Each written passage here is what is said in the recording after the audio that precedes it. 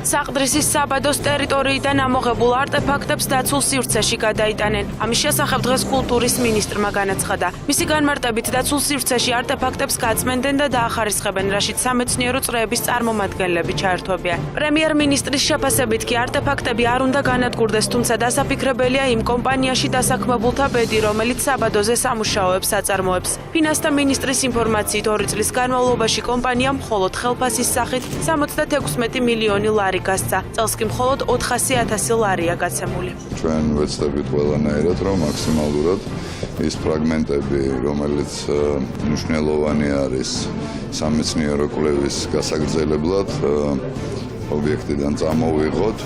რა მოცულობის იქნება ეს, რა მასშტაბის, ამას უახლოესი დღეები გვაჩვენებს. ამის გარდა ის არტეფაქტები, რომელიც ახლა ღიაცის ქვეშ არის, ისიც უახლოეს დღეებში ჩვენ დაცულ სივრცეში გადავიტანთ მათ.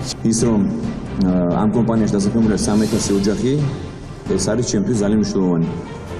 და მე კიდევ ერთხელ მინდა რომ განვმარტო, რომ ამ კომპანიას აქვს ძალიან მნიშვნელოვანი შენატანები და ბონისის რაიონისთვის არის ძალიან მნიშვნელოვანი ამ კომპანიის აქტიური მუშაობა. დანარჩენი თუ რაიმე იურიდიული საკითხი იყო განსაზღვრელი და მოსაგვარებელი, ამაზე იმუშავებს კულტურის სამინისტრო. ჯამში 2 წლის განმავლობაში 76 მილიონი ლარი გაიცა მხოლოდ ხელფასით და წელს მხოლოდ 400,000 ლარია გაცემული ხელფასით.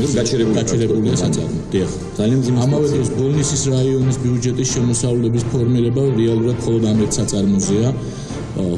წელს ჩვენ მოგვიწია 9 მილიონის მიცემა, მაშინ როცა წინა წლებში ჩვენ ბონისის ბიუჯეტს ფულს არ ვაძლევდით არასოდეს.